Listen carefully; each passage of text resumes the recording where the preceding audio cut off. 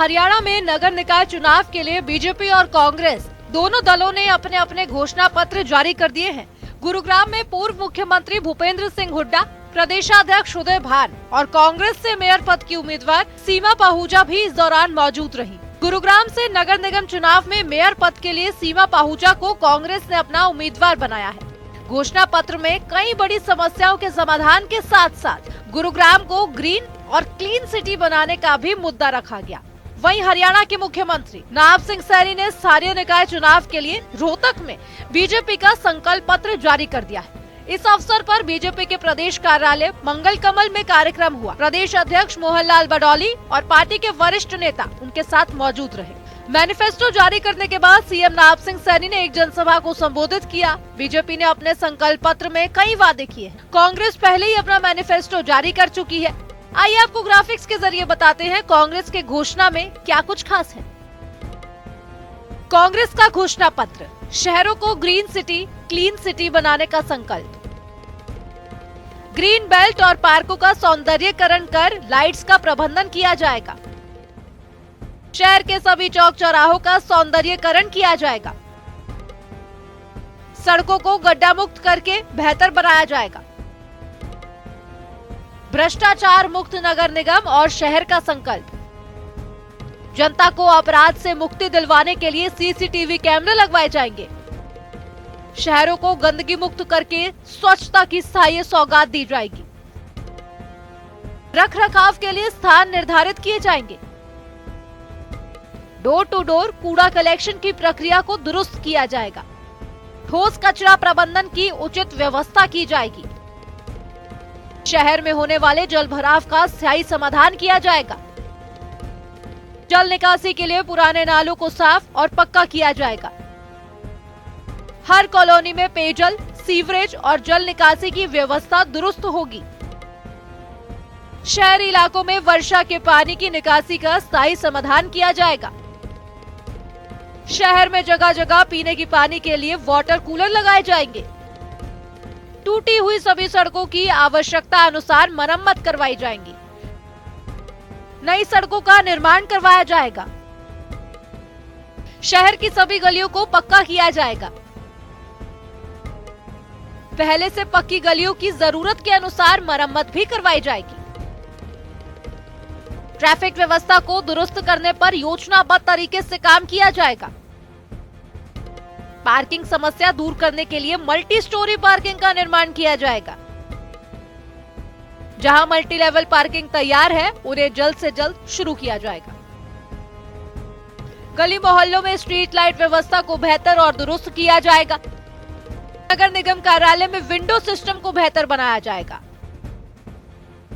नगर निगम आपके द्वार कार्यक्रम चलाकर जन समस्याओं का समाधान होगा। गलत प्रॉपर्टी आईडी को तुरंत ठीक किया जाएगा। हाउस टैक्स का सरलीकरण किया जाएगा। 3 दिन के अंदर अंदर एनडीईसी उपलब्ध करवाने का प्रयास किया जाएगा। सब तरह की शिकायतों के लिए एक प्लेटफॉर्म बनाया जाएगा। संबंधित विभागों को शिकायतों समाधान के लिए भेजी जाएंगी। अनियमित कॉलोनियों को नियमित करने की पॉलिसी बनाई जाएगी। एनओसी को लेकर विभागों में तालमेल से काम किया जाएगा। पार्कों और अन्य सार्वजनिक स्थानों पर ओपन जिम स्थापित किए जाएंगे। जमीन की उपलब्धता के अनुसार पार्कों का निर्माण किया जाएगा। गांव के लिए कम्युनिटी सेंटर, बारात घर और खेल के मैदान का विकास होगा। झुग्गी बस्तियों में मूलभूत सुविधाएं प्रदान की जाएंगी। झुग्गियों में रहने वाले लोगों को पुनः स्थापित करने की पारदर्शी नीति बनाई जाएगी। सांस्कृतिक कार्यक्रमों के लिए मैदान और स्थल उपलब्ध करवाए जाएंगे। शहरों में नए रैन बसेरे बनाए जाएंगे और पुराने रैन बसेरों का सौंदर्यीकरण होगा। बीजेपी ने इस चुनाव में जीत हासिल करने के लिए अपनी पूरी ताकत झोंक दी है। खास बात यह है कि बीजेपी अपने संकल्प पत्र यानी कि घोषणा पत्र को कांग्रेस के गढ़ से जारी किया। ये कार्यक्रम मंगल कमल कार्यालय से हुआ, जहां मुख्यमंत्री नायब सिंह सैनी ने इसे औपचारिक रूप से पेश किया।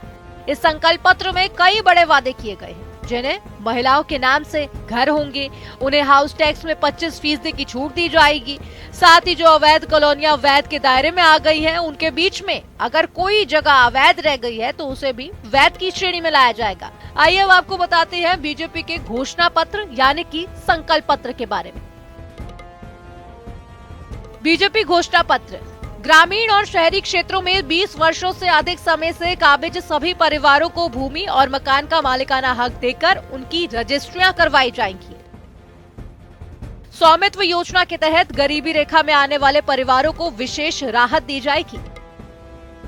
जो मकान महिलाओं के नाम से है, उनको 25% हाउस टैक्स में छूट दी जाएगी।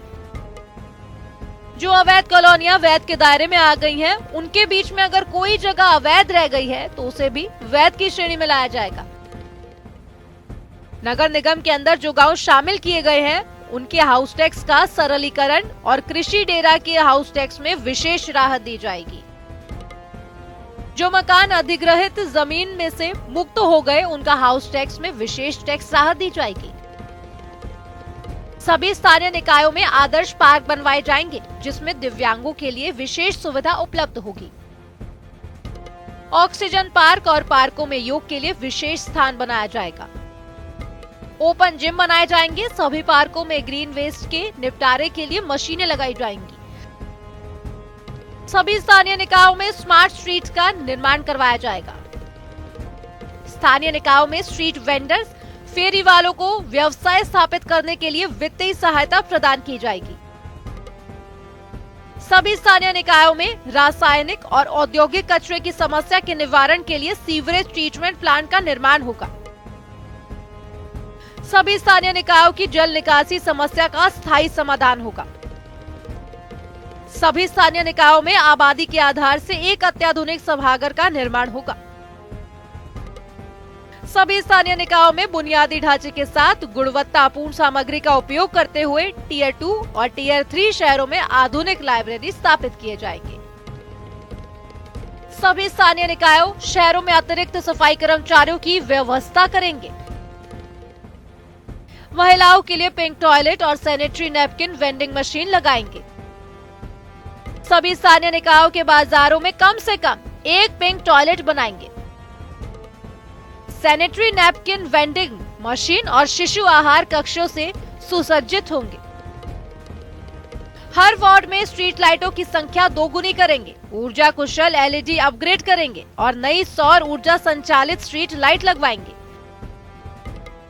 साथ ही 1 लाख रुपए तक आय वाले परिवारों को सोलर पैनल मुफ्त देंगे।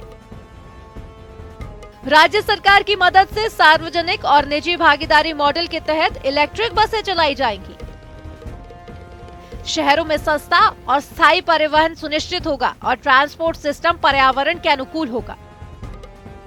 प्रत्येक शहर में श्मशान भूमि पर स्वर्ग रोहिणी वाहन उपलब्ध करवाएंगे। सभी स्थानीय निकायों में बहुस्तरीय पार्किंग स्थल का निर्माण करवाएंगे। सभी स्थानीय निकायों में गीले और सूखे कूड़े के निस्तारण के लिए नए संयंत्र स्थापित किए जाएंगे। सीवरेज और पानी के कनेक्शन के शुल्क को माफ किया जाएगा। सभी स्थानीय निकायों में जो भी सड़कों का निर्माण होगा, उसकी गुणवत्ता और अवधि दीर्घकालीन हो, उसे निर्माण कर रिकॉर्ड तैयार करेंगे। सभी स्थानीय निकायों में जहां बंदरों की संख्या अधिक हो गई है, वहां बिहड़ निर्माण करवाएंगे।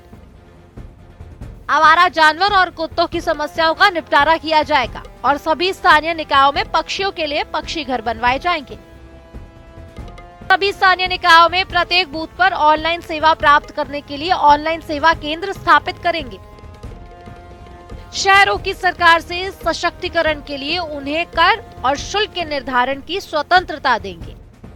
कि सभी स्थानीय निकायों में बुनियादी ढांचे के साथ साथ गुणवत्तापूर्ण सामग्री का उपयोग करते हुए 2 टियर 3 टियर शहरों में आधुनिक लाइब्रेरी स्थापित करने का निर्णय भी हमने किया है, हम करेंगे।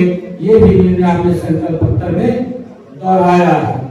सफाई व्यवस्था को लेकर के सभी स्थानीय निकायों शहरों में अतिरिक्त सफाई कर्मचारियों की व्यवस्था भी हम करेंगे, ताकि सफाई को गति से किया जा सके, लोगों को सफाई में दिक्कत न आए, उसके लिए भी हमने निर्णय किया है।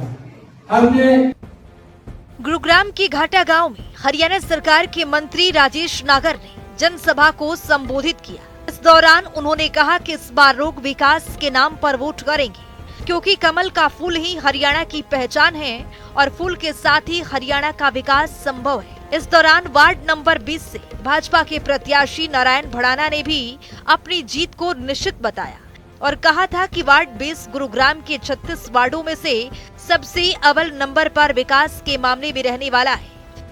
देखो, जिस तरह का प्यार, समर्थन, आशीर्वाद यहाँ के लोग दे रहे हैं, तो पूर्ण विश्वास के साथ मैं कह सकता हूँ हमारा उम्मीदवार और हमारे 36 के 36 उम्मीदवार भारी बहुमत से जीतने जा रहे हैं। हमारे मेयर के भी उम्मीदवार भारी बहुमत से जीतने जा रहे हैं और भारतीय जनता पार्टी की ट्रिपल इंजन की सरकार बनने जा रही है।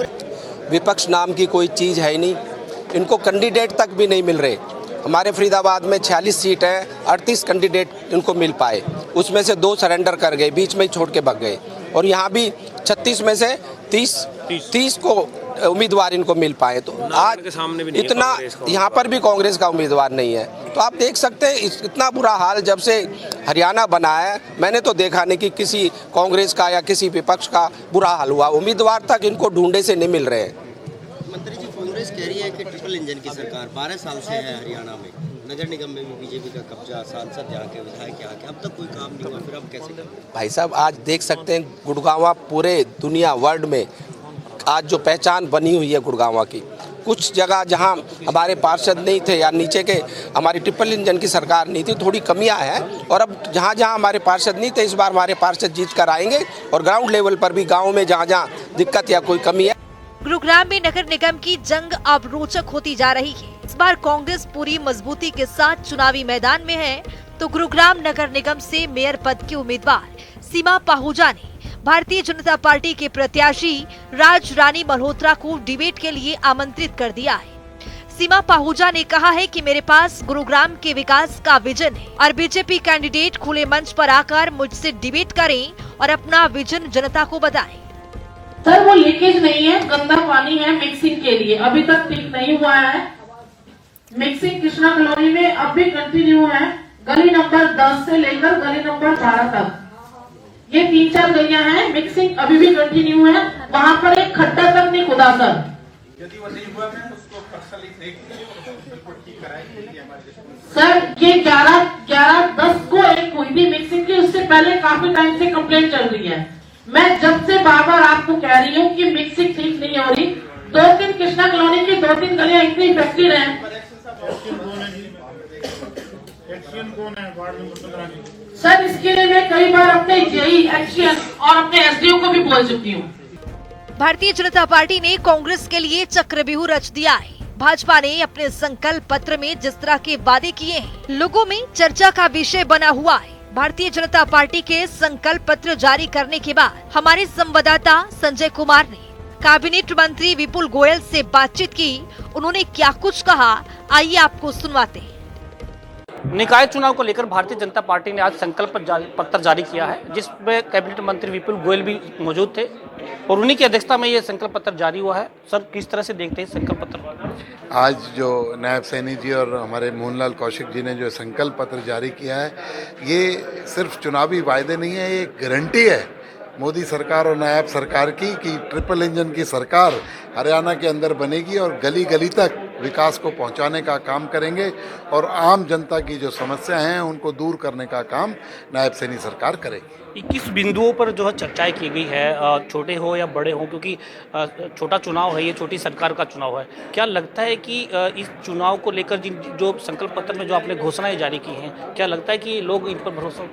लोग इन पर बिल्कुल, लोगों की आशाएं और हर जगह जगह से सभी लोगों के जो थे सुझाव लेकर इस संकल्प पत्र को बनाया गया और लोगों की जो ज़रूरतें हैं, क्योंकि आज डेवलपमेंट में जब विकसित कोई भी प्रदेश होता है या कहीं भी विकासशील जगह होती है तो उसके अंदर ज़रूरतें रोज़ रोज़ बदलती रहती हैं। आज की ज़रूरत के हिसाब से जो जो चीज़ें थी उनको इसमें समायोजित किया गया और उनको पूरा करने का काम भारतीय जनता पार्टी कर। कांग्रेस ने भी संकल्प पत्र जारी किया है सर, कांग्रेस भी बड़े बड़े वादे कर रही है, लेकिन आप पर भी साफ तौर पर यही आरोप लगाया जा रहा है कि 10 साल से भाजपा की सरकार है प्रदेश में, वही समस्याएं वाहवाही लूटने में लूटी हुई सरकार और हवाई बातें कर रही है। कांग्रेस कभी संकल्प पत्र जारी नहीं करती, कांग्रेस घोषणा पत्र जारी करती है। जैसे हिमाचल के विधानसभा में जो जारी किया आज तक पूरा नहीं किया, जो उन्होंने कर्नाटक के विधानसभा में जारी किया वो आज तक पूरा नहीं किया। भारतीय जनता पार्टी संकल्प लेती है और उसे पूरा करने का काम करती है। आज 100 दिन के अंदर माननीय मुख्यमंत्री जी ने जो विधानसभा में वादे किए थे 18 को पूरा करने का काम किया। लेकिन सर अगर हम बात करें निकाय चुनाव की तो कितनी सीटें मानते हैं मेयर पद के लिए? पूर्ण रूप से सभी जितने भी 34 के 34 निकाय हैं नगर निगम और निकाय चुनावों के अंदर भारतीय जनता पार्टी की सरकार बन रही है और भारी मतों से विजय हुआ। धन्यवाद सर। तो ये थे कैबिनेट मंत्री विपुल गोयल का यही कहना है कि निकाय चुनाव को लेकर जो है आज संकल्प पत्र जारी किया है और हर मुद्दे को लेकर जो है ध्यान में रखकर संकल्प पत्र जारी किया गया है और लोगों की रायशुमारी, कार्यकर्ताओं की रायशुमारी लेकर जो है ये संकल्प पत्र जारी किया गया है और निकाय चुनाव में जो है वो सभी मेयर पद के जो चुनाव होंगे वो जो है पार्टी कमल का फूल खिलाएगी और सभी पद जो है बीजेपी पार्टी जीतेगी। रोहतक से जनता टीवी के लिए संजय कुमार। हरियाणा बीजेपी ने स्थानीय निकाय चुनाव को लेकर घोषणा पत्र भी जारी किया है। उस पर अब राजनीति भी शुरू हो गई।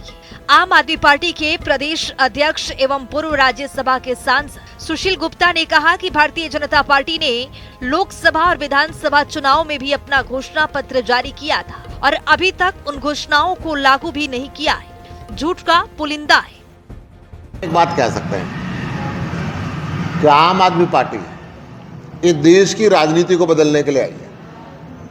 इस देश में जनता का पैसा लीडर और अफसर मौज न उड़ाएं, जनता का पैसा जनता को दिलवाने के लिए आई है। आम आदमी पार्टी शिक्षा और चिकित्सा के क्षेत्र में भरपूर योगदान करने के लिए आई है। आम आदमी पार्टी बिजली और पानी जैसी बेसिक सुविधाओं को हर गरीब से गरीब व्यक्ति को मुहैया कराने के लिए आई है और इस दिशा के अंदर हमने इस देश की राजनीति को बदला है। जो कांग्रेस और बीजेपी पहले फ्री बी कहते रहते थे, आज वो हाथ जोड़ के कह रहे हैं हम भी देंगे। आम आदमी पार्टी इस देश की राजनीति को बदलने के लिए, काम की राजनीति को लाने के लिए, जो पार्टी के नेता केवल घर पे सफ़ेद कुर्ते पजामे, भगवे कुर्ते पजामे पहन के नेतागिरी करते हैं और जनता का काम नहीं करते, उनको बदलने के लिए आई है।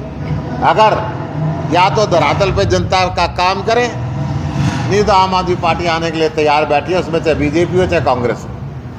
कहीं कैबिनेट की बैठक में जा रहे हैं, तमाम जो मंत्रिमंडल की बैठक होती है। भारतीय जनता पार्टी ने कहना चाहता हूँ, आपने पार्लियामेंट के चुनाव में भी घोषणा पत्र जारी किया था, आपने विधानसभा के चुनाव के अंदर भी घोषणा पत्र जारी किया था। अब तो समय बीत चुका, उनको लागू कर दो, फिर निकाय चुनाव की बात भी करेंगे। अगर केवल झूठ का ही पुलिंदा है तो घोषणा पत्र का क्या मकसद रह गया? चाहता हूं भारतीय जनता पार्टी ने अपने संकल्प पत्र के अंदर जो वायदे किए थे, 100 दिन बीत जाने के बाद भी उनके अंदर कोई वायदा पूरा नहीं किया। इन्होंने वायदा किया था हर महिला को 2100 रुपये महीना देंगे, किसी को नहीं मिला। इन्होंने वायदा किया था ग्रामीण प्रदेश में रहने वाली हर बेटी को जो कॉलेज में जाते हैं स्कूटर देंगे, किसी को नहीं दिया।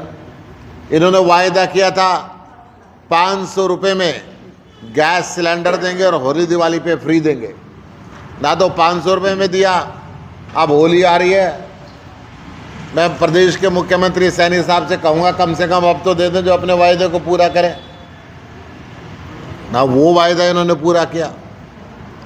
हर चुनाव में एक झूठे चुनावी सगुवे जोड़ते हैं, इस क्षेत्र की जनता को मूर्ख बनाते हैं, जाति और धर्म के नाम पे चुनाव को लड़ते हैं। आम आदमी पार्टी इस चुनाव के अंदर ना कोई दारू बांटेगी, ना कोई पैसा बांटेगी, ना कोई सूट बांटेगी, जो बीजेपी वाले अक्सर करते हैं। यहाँ के पत्रकार बंधुओं को, यहाँ के जनता को पता है, यहाँ पे सूट बांटने का भी रिवाज रहा, यहाँ पे पैसे बांटने का भी रिवाज रहा, यहाँ पे दारू बांटने का भी रिवाज रहा, परंतु काम करने का रिवाज नहीं रहा। आज आम आदमी पार्टी ये संकल्प लेती है कि हम सिर्फ काम करेंगे और काम की राजनीति करेंगे। निकाय चुनाव में बड़े नेताओं की बयानबाजी भी अब सामने आ रही है। जहां कांग्रेस भारतीय जनता पार्टी पर हमला बोल रही है, तो वहीं बीजेपी कांग्रेस के बड़े दिग्गज नेताओं पर पलटवार कर रहे हैं। इस चुनाव प्रचार के दौरान दावे हो या फिर वायदे चरम पर हैं। अब देखना ये भी होगा कि निकाय चुनाव में कौन किसको भारी पड़ेगा। प्रोग्रामिंग डेस्क, जनता टीवी।